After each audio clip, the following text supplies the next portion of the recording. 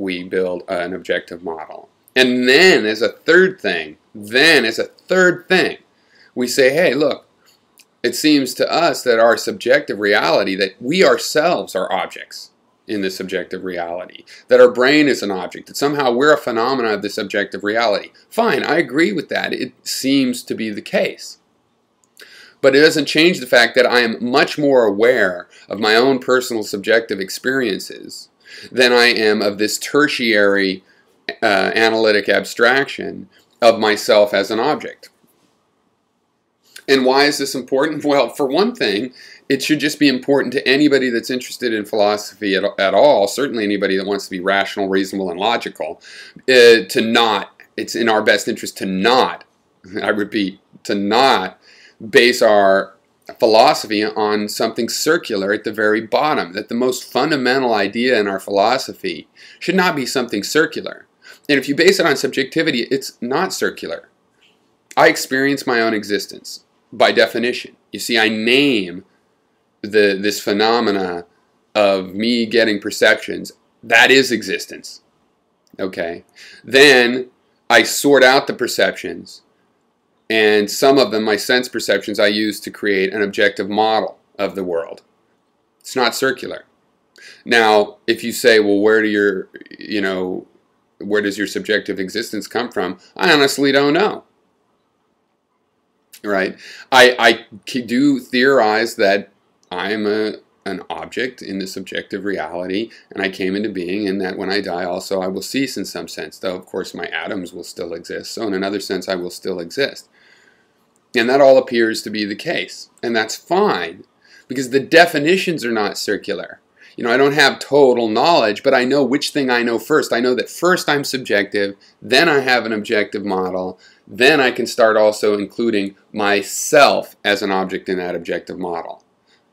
But I can define subjectivity without requiring the objective model, because I could define subjectivity even if I live in a matrix. I can define subjectivity even if life is some sort of a dream. I can define subjectivity in all of those cases, but I can't define objectivity without senses. If I am blind and deaf and don't have a sense of touch, you know, my nose is clogged and I can't get my mouth in contact with anything to taste, I have no information about the subjective reality, and I will not have an accurate model of that reality if I'm in that situation.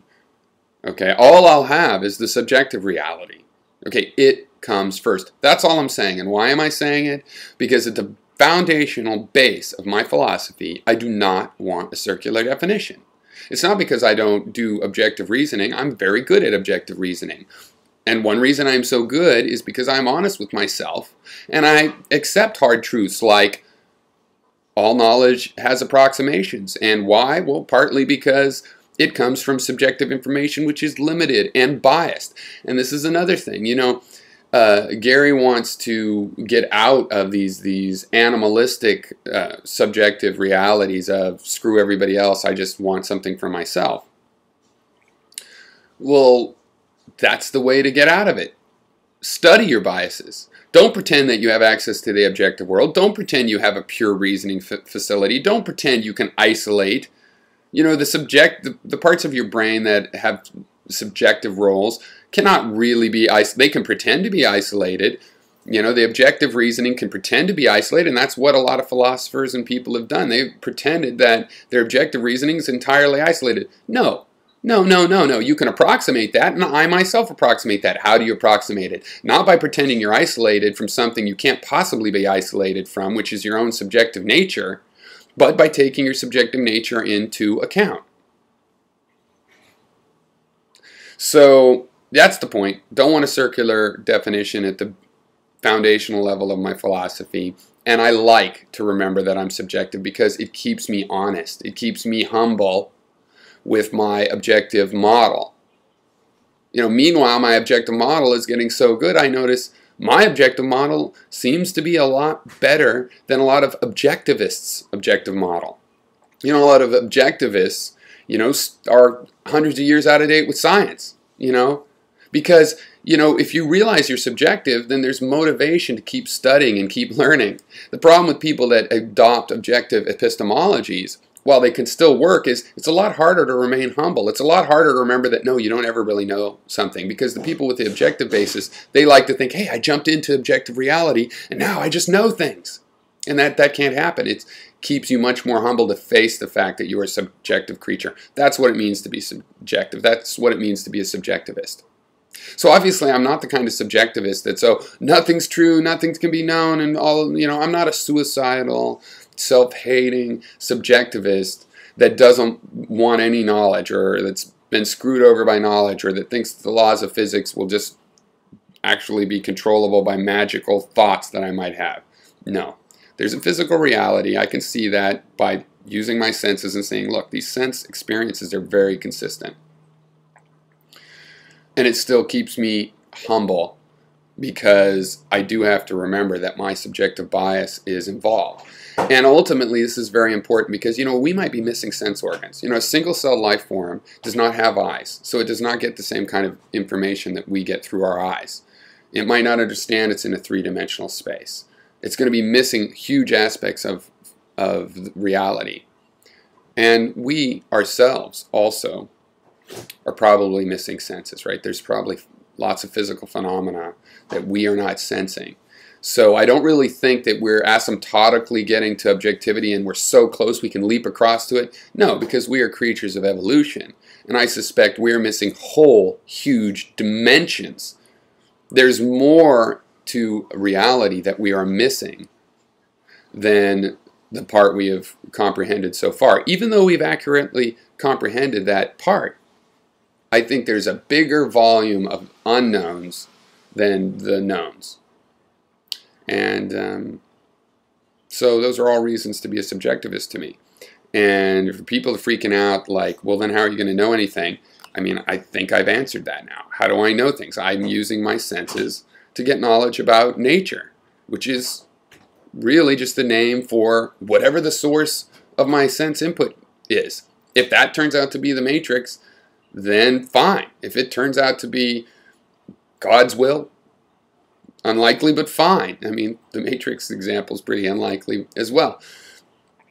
But it won't really change the fact that I've identified where my objective theory comes from. And my objective theory will still be the same. F equals ma will be true if this is a dream, if I'm in the matrix, whatever, that is going to be true. Now, it might not be the whole story because, for example, in our reality, we know that Einstein added a bit to that story, right? F equals ma is not, it's actually just a special case. And, I think Einstein's laws will be the special case and so on. So I hope this explains to people a little bit, and maybe just the simple thing that if you're really struggling for definitions, I'm offering you some. Subjectivity is anything that our will experiences, which is all perceptions. It's all perceptions of some sort. There's some weird perceptions like the perception of willing. I don't know, there's room for adjusting that, but pretty much it's whatever we are experiencing, this internal model. And objectivity is a theory that we have about what the consistency of our sense perceptions means. And maybe means is even the wrong word, because it's not so much what the sense experiences mean, but what are the patterns in our sense experiences. Gravity consistently has an effect in our sense perceptions. F equals ma in all of our sense perceptions. F equals ma. In our dream, imaginary perceptions, no, it doesn't. But in our sense perceptions, it does. And this is, another reason that it's important to remember we're subjective, because the job of sorting imaginary perceptions from sense perceptions is not over. It's going to continue probably forever, both in that we make the same mistakes we already know about, and we're probably making a lot of mistakes we don't know about. And we have terms that lead us to conclusions and mistakes. So this is long. I don't think I'm going to be able to cut it down. So I'm kind of sorry that I'm going to longer than 10-minute videos. I don't want to do that. I like the 10-minute limit, but I don't want to go through and edit out 7 minutes of this. So I hope it was worth it, and it was at least worth for me to express, because I too can get frustrated going around in circles. But I just see that the point there is to stop the circle, explain as clearly as possible the way I'm using the terms. And so, keep in mind what I've said, keep in mind the fact that really all the subjectivists believe in objectivity and all the objectivists believe in subjectivity. They just explain them in terms of what they're calling themselves. They explain the subjective stuff in terms of objective reality or objective stuff in terms of subjective reality, and we all do both of those things as well. But it's philosophically, the issue is which is more fundamental. When it comes down to it, which thing do we know first and which do we have to deduce second? We know first about our subjective experiencing of perceptions, and then the fact that some of these have very consistent behaviors, namely the sense perceptions. And then we get a theory of objectivity, and then we add ourselves as an object into that theory of objectivity and move on from there. So that's why I'm a subjectivist, because it comes first.